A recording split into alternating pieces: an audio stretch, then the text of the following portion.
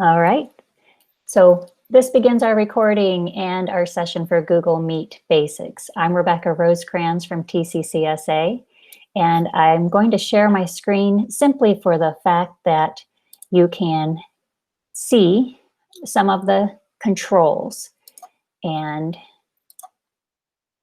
the controls in Google Meet are really basic. So if this is your first Meet, the first thing you're going to want to know is how to unmute yourself. And we're going to practice that here in a moment. And you're going to see too, I have some people just joining us. So that pops up. That kind of gives you a taste of what that looks like for the teacher when students come in. The bar across the bottom of your screen has all our tools in it. So I'm going to start there in the lower left corner. And we see all our invitation details and all the links that I added. And here's joining info. We're going to talk about good practices too when it comes to you having students joining your meetings. We don't want them joining meetings without us and having conversations on the side. So we're going to be sure we share differently than I did with you.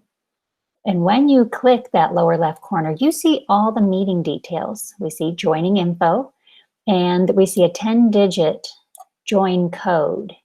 Now, if you're working with coworkers, that's fine. But with students, we aren't really going to want to share out that join code directly because of wanting them to only be in meetings when we are present. So I'll talk about that, how you control that in detail later. Going across the toolbar, you see a microphone icon. So you just simply click that to mute yourself. Be careful, don't click the handset. That means you're going to leave the call. And also, if you are clicking tabs across the top of your screen, do not click the X. That's dangerous because you will leave the meeting. And so leave that tab alone and leave this handset icon alone. So to the right is the video mute icon. So when I click that, it'll just replace with whatever my Google icon is from my account. If I have an avatar or if I don't, it's just going to be my initial. So I'm going to bring that back. Turning on captions, that is only going to be on there for you. But if you have students with special needs and you feel that would benefit them to have the captions appear on screen, then do so. And the reason you don't see mine is my toolbar is kind of covering it up. There we go. So you can turn that on for yourself or turn it off, but it's live. It won't have punctuation correct maybe in some cases, depending on the rate of your speech, the speed, and how often you do pausing. So I'm turning mine off. And you see here that I have been presenting so far. So these are just some of the tools you're going to use as a teacher or even your students as being, like you are, a participant in the group.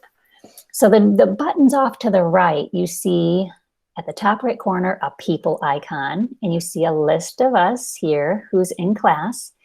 Here's something to notice. I am listed in here twice. And you're probably thinking, that's weird. Why? As soon as you start screen sharing, it's going to come up once for you and then a second time for your screen that's being shared out. So just letting you know that. Also, the people are listed alphabetically by first name. So that's something that I often will take. I'm going to hold this up. It might seem a little silly, but I take my class list and then I just resort everybody by first name. So it's easy to take attendance that way. But that's going to be up to you if you're using this for attendance. But if you're in a meeting, that's how you'll see everybody. Off to the right is chat.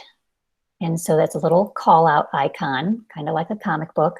And when you click in there, you're able to type And everyone is going to be able to see your chat. So it's very simple. And to let me know that you found the chat, will you please put something in there for us? How about let us know what you teach?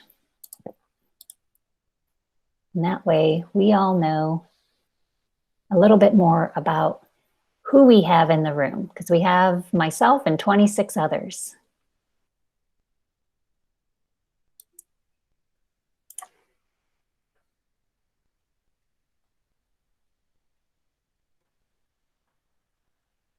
So welcome, Elise. She just joined us a little late. And Elise, everyone's typing in the chat. So look at your top right corner of your screen for a call out button. And we have 22 chat contributions so far. Just let us know, Elise, what you do at your district. What do you teach? And so those are popping up in little bubbles on my screen. If you want to also just see them in a timeline format, just click chat and that will display them. Also today, if you've been kind of new, or even if you have a little experience and you want to share a question or a tip, please put those in the chat too. And as they pop up, I will take breaks. If I can catch them when they pop up, I will. But if I am rolling, I'll go back to the chat and come back to look at any questions that you've typed in there. So feel free, please, to use our chat. So we have all types of subjects here and foreign language. So, and Ryan is calling out Mr. Frank because he's the best ever. That's really nice of him. So there you go, Josh. You just got a gold star. Now, that's just a little bit about the tools. So I wanted to be sure you could find the chat. And what we're going to do next is go ahead and talk about a little bit of just basics. And when we look at what we need to have a meeting, we're going to need simple things like your computer. But if you're using a desktop computer, you might say, gee, desktop computers don't come with a camera. And you can have these meetings without a camera because you can do screen sharing. So let me go back to screen sharing here and talk about some of those resources. So screen sharing is something vital. If you need to get your computer screen out, then that would be a tool you can use to your advantage. And one of the resources, and I'll put this in the chat, that you can go to after our class to get more about Google Meet is teachfromanywhere.google. And they made this up. They even have some new information. But what we're looking at here, that they have tools for teachers, tools for families. So it's kind of nice. If you are trying to find resources for parents, then they have started making this area for them. Now, I'm going to go back to teachers because you're the audience right now. And right here, how do I teach remotely? Or maybe I just need to do a meeting. And you'll have some video resources for a video call with your class. A little bit about recording is in here. And I do want to state this, starting September 30th. That is the cutoff date for the free recording from Google. In response to COVID, Google back in March said, hey, and actually it was a little early, I believe, but they said, you know what, we're going to give you recording, we're going to give you web streaming for free.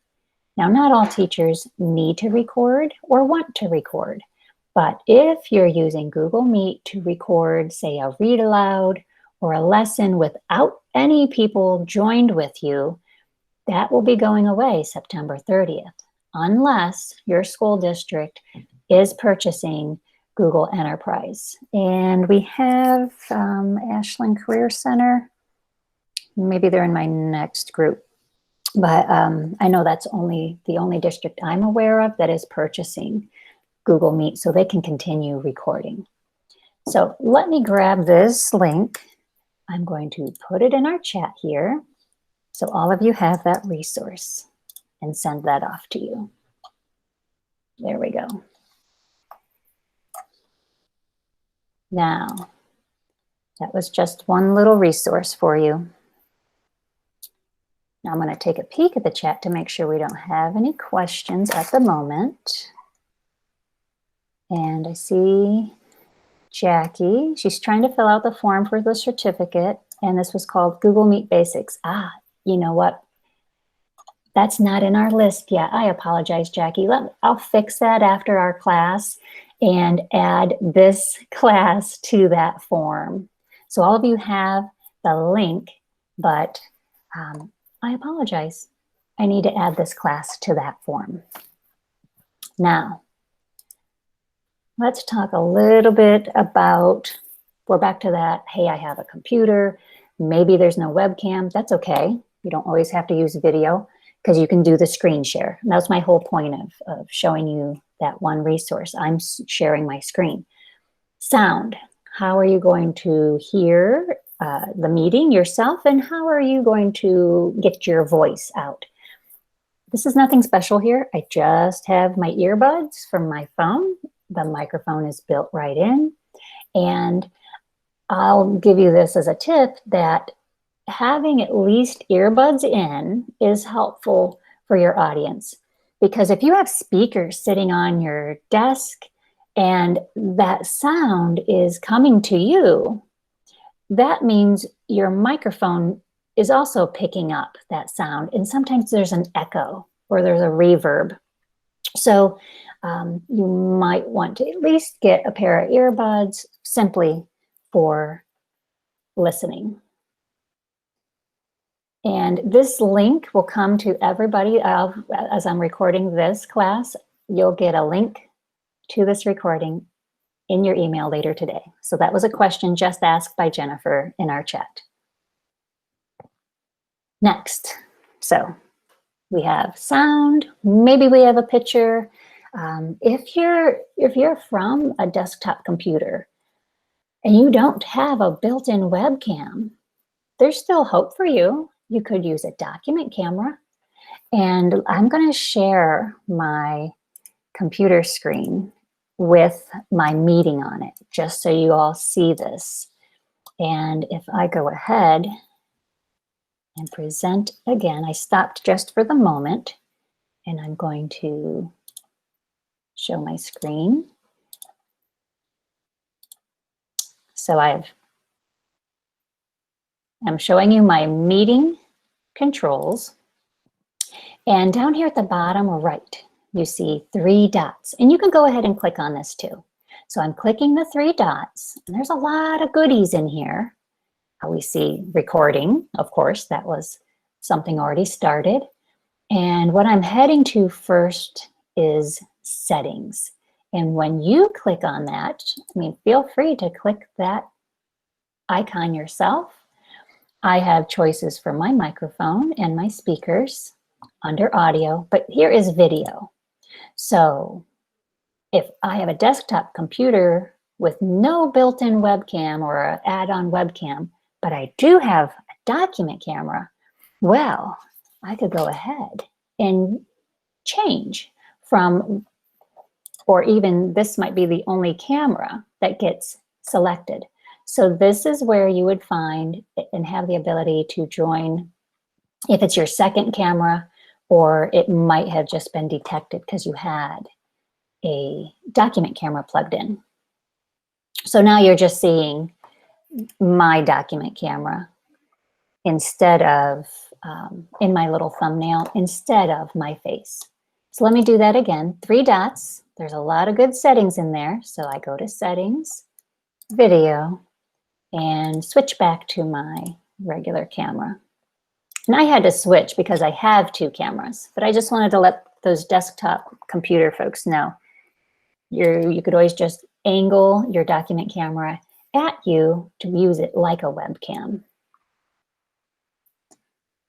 So moving forward, we did cover the toolbar, and let's see if I've missed anything in there. I think I'll talk more about these settings then, because you see the People tab on your side, and I just saw pop up in our chat a great question that's a perfect segue. So if I have this People tab open, and I have decided to start presenting my screen, I need to pause for a moment, which I haven't been doing, and ask the students, do you see my computer screen? Because if anybody has chosen one of these icons from the People and they clicked the pin, doesn't matter if I start sharing my screen, or it doesn't matter that I'm the one speaking, they are only going to see whoever was pinned.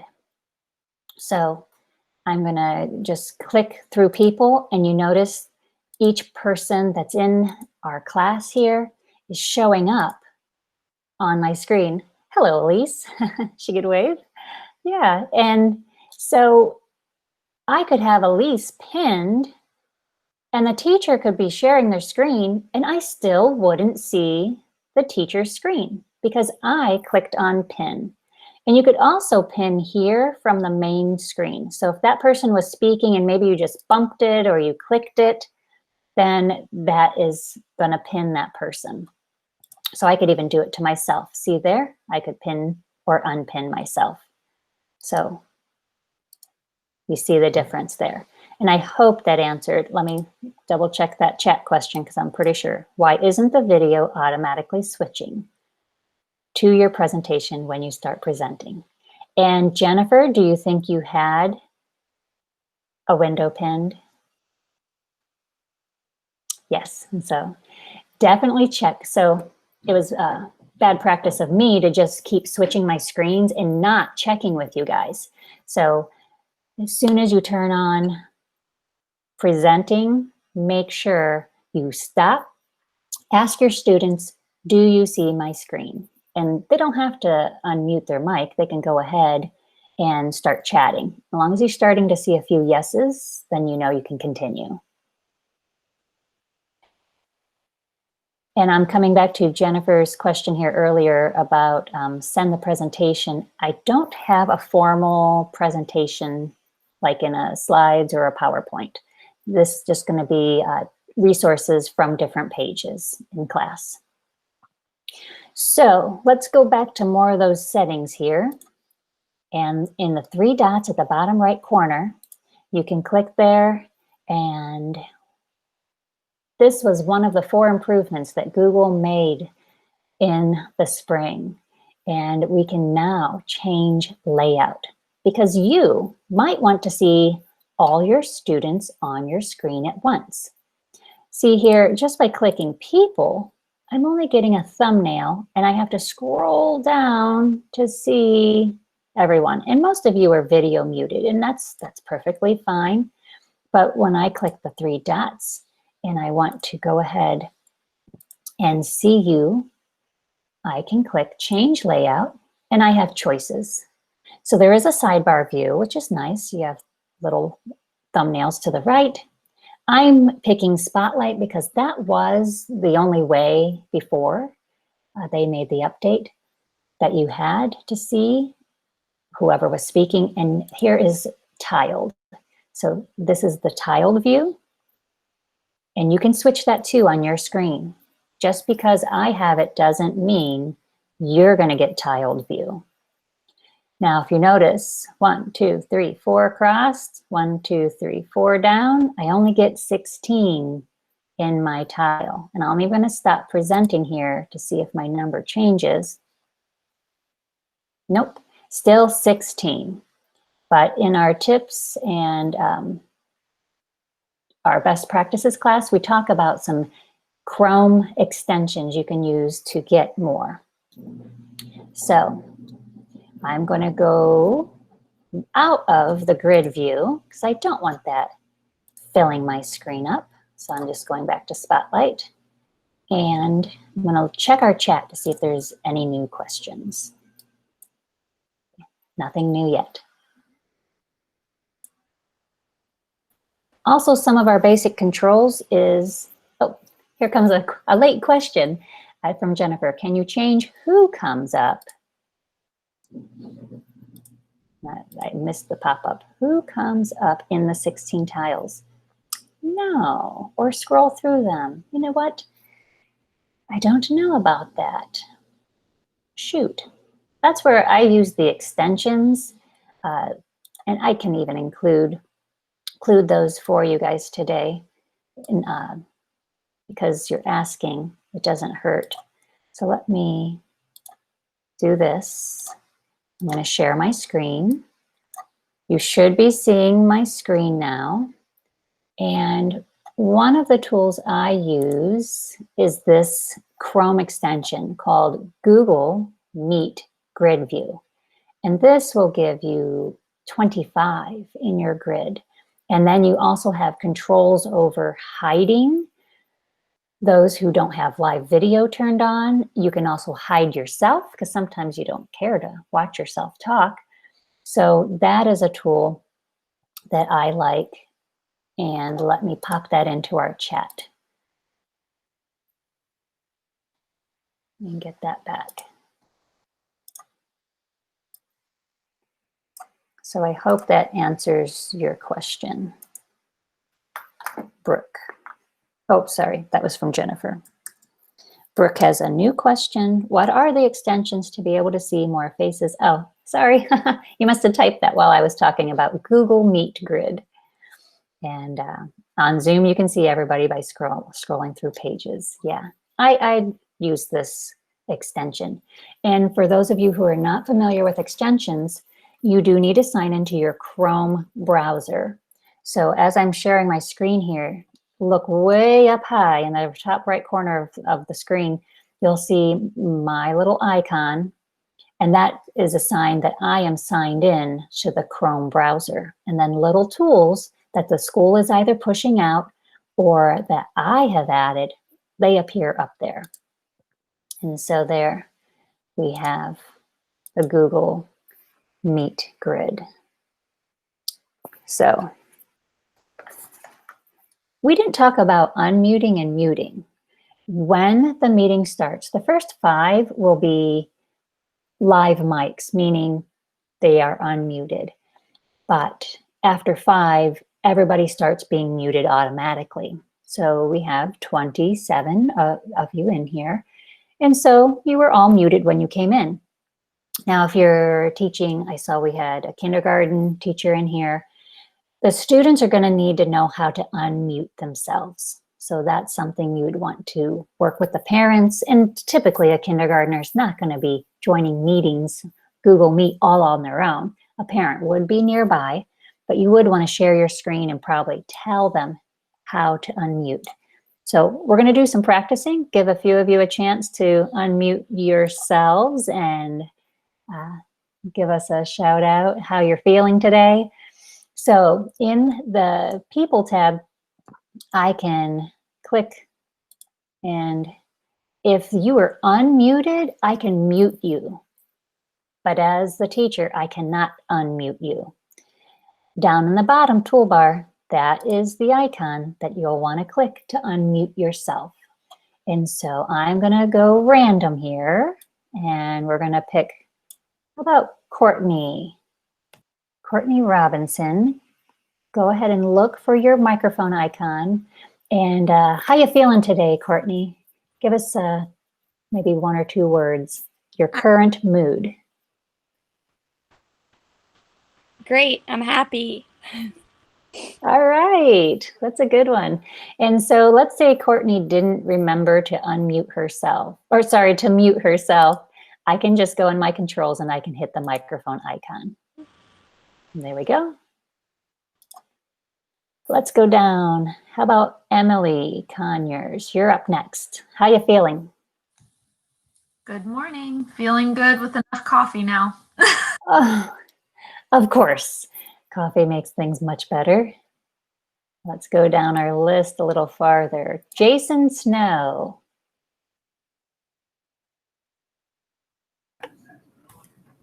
Doing good, thanks. Okay, good to hear. Now I see Jason's microphone is still live. See how, oh, but he caught it. He went ahead and muted himself. So there's symbols on there that you can see. How about Tom?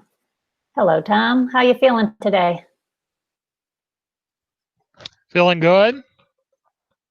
Okay, well, that's great. It's a sunny day. It was a little cooler this morning, so we'll take that all in and enjoy it. So muting, also give your participants a little bit of time. You guys were probably my fastest group ever. And maybe it's because you've had some experience or you've at least joined a meeting. But at first, back in April, I needed to count to at least 10. And I mean like 1 Mississippi, 2 Mississippi, because whenever you are waiting for the person to find their microphone the very first time, it takes a while. So be patient for them to respond to you. And chatting is okay too. If you don't want to lose that time to instruction, you can have students give you back feedback just simply by putting a chat message in there. Okay, so from Rick, does this allow you to mute and unmute with the space bar? It does not. That is a Zoom feature. I know in one of my extensions here, I believe this is a different one. It is called Google Meet. I have to find my icons, but then it has a push to talk feature. This is a different extension. So if I added that one, then I could turn it on. And if I push my space bar now, it should mute me, but not natively, not like in Zoom. And so to speak of that, let me talk about some comparisons. People ask, you know, what's the difference? And I know some of you will be joining me back later in this morning. So there's a little bit on Google Meet in compared to Zoom. Now this is back from the spring, so I apologize if it might be a little dated, but I'm going to paste that resource in our chat so you can compare the two. And it's not all encompassing, but it'll have some comparisons for you. Now, we're just in a meeting. We didn't discuss how you're even going to start one. So there are 2 ways. And one of those ways is through your Google account under the apps panel. Some people call it the Waffle. So when I click on the Waffle icon, I need to look for the icon. Now yours might not be at the top like mine. It could be buried down. It could be even lower, maybe in the more section down here. But when you find it, if you think you're going to be using it often, any of these, you can move these, just drag and drop them to the new position that you want. And you do want to find the one that says Meet. You might find the older one that says Hangouts. So Meet is replacing Hangouts. So I'm going to get that one way up top where it's convenient, and then I click. Now, earlier I talked about the 10-digit join code, and in that join code, if I just shared that out to other teachers, parents, then I'm okay because they're adults. If I'm going to start a meeting or share a link out to students, I don't want them having any ability to join when I'm not present. So here is what you want to do. right here, it says join or start a meeting. So when I click that, it says to enter a meeting code or a nickname. Nickname. You'll want to make a nickname. You share the nickname with the students. And that way they don't see the 10-digit join code. Now, students don't have the ability to start meetings. That is a setting that your Google admin should have set. And if you're finding out later down the road, oh, our students are using Google Meet and they've done it all on their own, then please let your Google admin know they have to adjust a setting. But what nickname should you make? Whatever you can remember, something easy. It could be your room number, your last name, a combination of, and if a nickname has already been taken, it'll let you know. So I'm going to say this is my school nickname. That's terrible. That's really boring and long. So maybe something like TCCSA Meet. I can remember it, and then I can reuse it over and over. Then I would click on continue. Now this is technically starting a second meeting. So you're going to see me in here a second time, and no one else is in here yet, but there's the nickname. So what I would do is share with my students the address meet.google.com. I might email that to them. I might paste it somewhere in Google Classroom. And then I would tell them our nickname is, and I would have to type TCCSA Meet, and that's what they would type to enter and join. And so that is one way. A second method to starting your meetings is through your calendar. So here is my Google Calendar. And if you don't use Google Calendar much, this is going to be completely new to you. You can see here today, I scheduled this, and that way I could recycle and reuse this. So if these were office hours for me to meet with parents, I'm going to make this once. I could recycle it. And I know every day between 9 and 10, those are my office hours. Parents can contact me for support, and I'd give them out the link that shows up. So let's say here, I'm going to start a new meeting, and it's going to be a TBT meeting. And so I'm going to type that, TBT. So my grade level is going to meet together Wednesday today at 1 o'clock. So from this quick entry window, I can make it pretty easy. Add Google Meet right there. Click. And it's now turned an ordinary calendar event into an actual video conference event. Now there's other things I might want to do. And so I'm going to go down here to more options, because that quick entry window didn't give me everything I wanted. But you can see the information to join the meeting.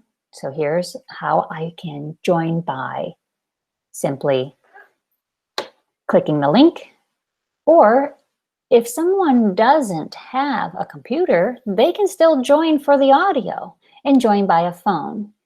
And some people who have a weak internet, if they hear that their audio is jerky, they could use the phone to at least get the audio portion and get the picture from the other link off their computer. So let's say they didn't have speakers, then they could use their phone to listen to you. And you could hear them too, because the phone, of course, has a built-in microphone.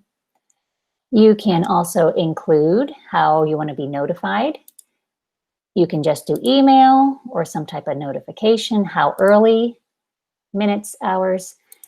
And if you have attachments, or what I did today, actually pasted in a lot of the links that I'm using.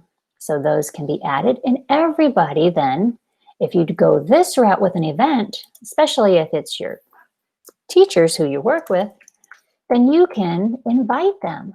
Then this would appear on their calendar as soon as they hit accept, making it very convenient. And all of you just pop back into your calendar, or even they would get a notification in their Gmail. So they would just click their notification. So I'm inviting Shelly, and she's in a class of her own.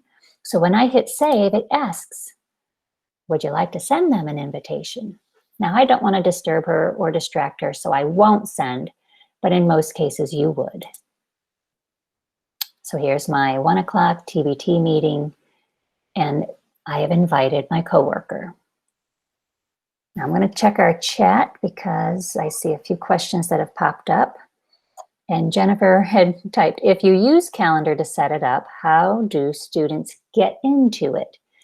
So if you were using a calendar, you would need to get this link to them.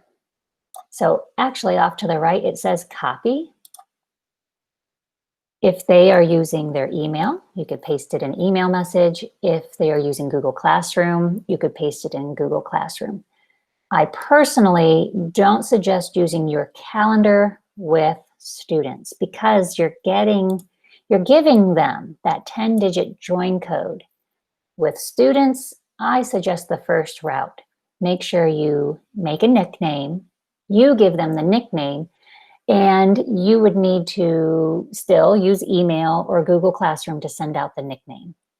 Now, some of you who have probably already seen in Google Classroom, there is a special feature that came out, and I'll talk about it in the tips and best practices class.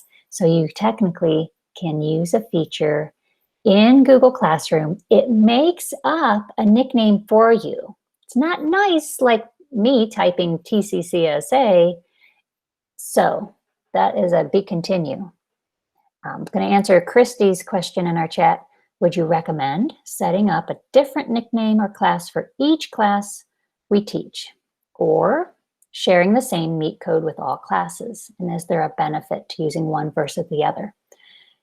In the spring, when some teachers, they were giving feedback and telling me what they were doing, they were making different nicknames. And they did that just so a student from a different class who was just bored didn't wander in. And that way you have just your first period kids, because the first period kids have a Meet code and nickname of first period. Now again, you'd be more creative than me. Then your second period kids would have a nickname of second period. And those are easy for you to remember too, or you can make a list, put them in a Google Doc, so then you just have something to reference in case you forget.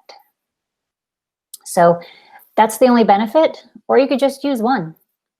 I know for me, I'm kind of lazy. I would recycle the same one over and over, but my audience is very different than yours.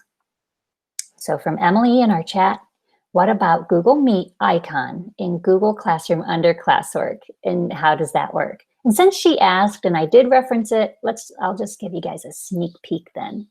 So if I go out to my Google Classroom, and this is also going to be covered in our best practices and tips class. So I have this class. I'm going to the gear, and I'm going to come down in the general section. In this section, this was an addition that Google had made in the spring. Right down here it says Meet. Now how cool is that? I can generate a Meet link. Now I'll go back here just so you notice. I have a class code and it said Meet link, generate Meet link. So I did not have to go into the gear. They have it right here on the banner. So either way that you decide to go, you can generate your link. Next, it's telling you it's going to add it. It's going to create a nickname for you. And what's really nice, this is honestly the best route to go with students, is because as soon as you end your meeting, and they have done testing, another Google person who's in our neighborhood who's highly regarded, he's done testing. He saw like a 30-second window that a student could still join back in. All you do is you kick everybody out of the meeting at the end, and then you just sit there for about 30 seconds to see if any kids come back. So you generate the Meet link, And then if you need to give it to an aide, to a parent, somebody who is not in this Google Classroom, you can copy it and email it off to them. And then if I want it visible to the students, that little toggle is on and I save. So the students are going to see this in their banner as well. As soon as I want it turned off, I apologize, I clicked it and I'd have to go back to my gear and I need to turn it off. So you have like an extra layer of control. And now this little eyeball symbol is saying, nope, the kids won't even see that in the banner at all, just like they don't see the class code. These are just for you on your screen. So that's truly the best practice when you're working with students. So I hope that helped you, Emily.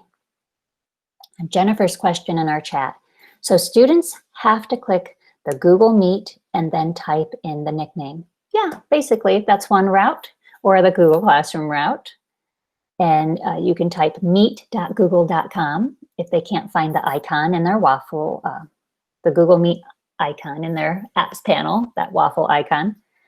Jennifer asks, whereas in the calendar, they just need to click the link. So yes, so two routes. I think with the calendar, I just hesitate against using it with students because of the security, I want to say flaw. I mean, it's kind of a bug because Google's always been kind of a free love kind of tool. And they're like, yeah, let the kids have the tool. But honestly, in a K-12, we want control. We don't want those kids having a meeting without us present. So the calendar route, use that with adults. The nickname route, use that with the kids. Go one step farther, the best practice. And if you are a Google Classroom user, then use the Meet link with this, and it's ugly, but sorry about that. I keep clicking. This nickname is what generated for your class. And Jennifer says, so if it's in Google Meet, then all they have to do is click the link. And maybe I already read that. Calendar, they click the link. Google Meet, they click the link. Oh, she meant in Classroom. Yes, that's what they would do. You would put an announcement out, or maybe it's an assignment and it says office hours, or it says we are going live at 10 o'clock. Then they would just click the link in the banner. Thanks for those questions. These are all good. So I'm going to check on my list, making sure I touch on every item I wanted to with you all. And sharing your meeting info was in the beginning. Oh, let me do this here. So if you are going to have a live meeting with your students, and this is going to probably disturb you guys a little bit, I am bringing over my meeting screen, and I'm doing this on purpose because I am giving you a reflection of what I see.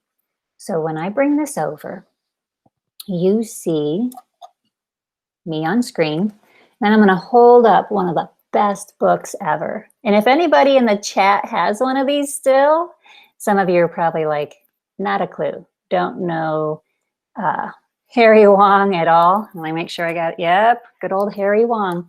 If you have ever seen one of these books, give us a shout out in our chat. So that's a sidebar.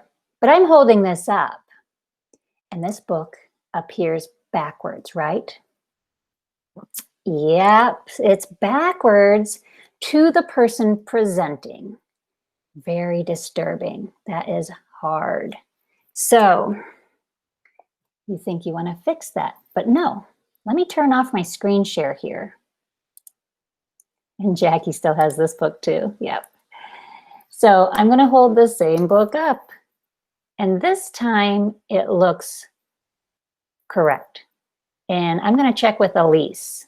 Elise, in your screen, are you reading this properly left to right? You can unmute your mic. Yes. Okay. to me, it's still backwards. So that's really hard for a teacher to do a read aloud, or maybe you're holding up dry erase board, or maybe there's one propped up on an easel behind you. You're going to have to simply read and then hold it up, because trying to do, you cannot look at your screen and write because it will all be backwards. So I wanted to show that to everybody there.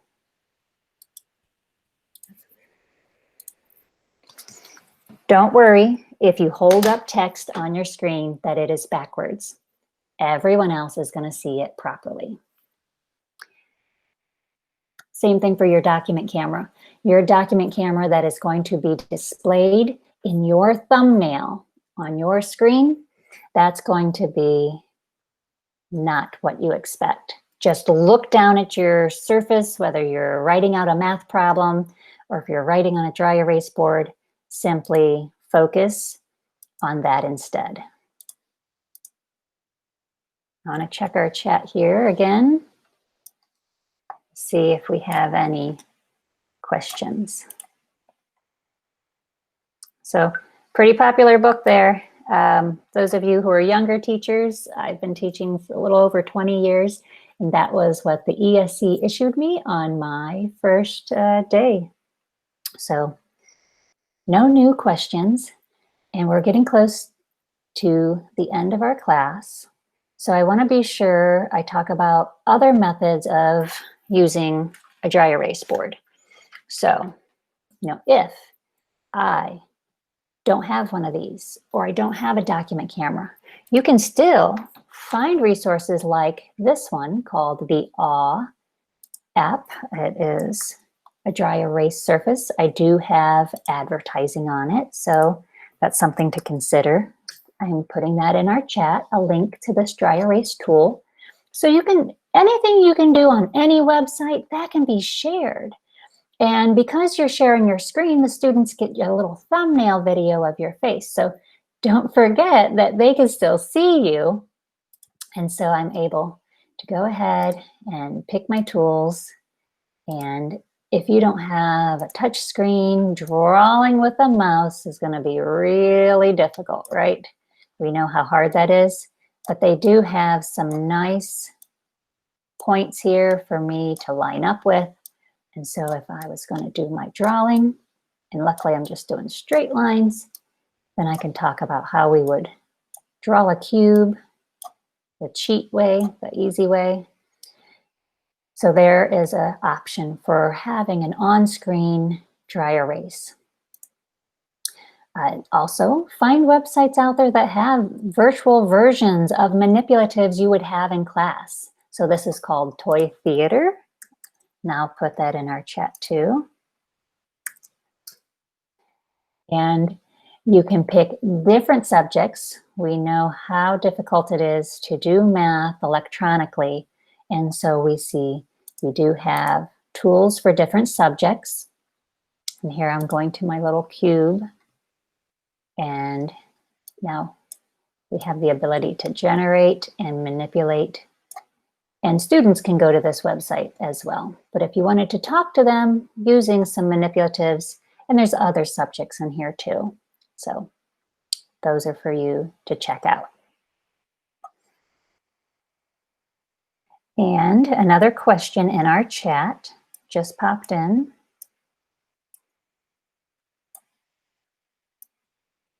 From Courtney, can I send these links for the whiteboard and toy theater? Yes, everybody will get those from an email when I post the recording to YouTube.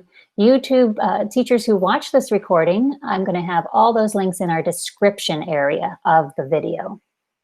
So you're welcome, Courtney. Now I'm going to stop. This is really the basics, and I hope you feel a little more comfortable, but I'm stopping to make sure we provide time for you to ask questions. And I'm going to stop our recording as well, so those questions aren't part of that final version of our class.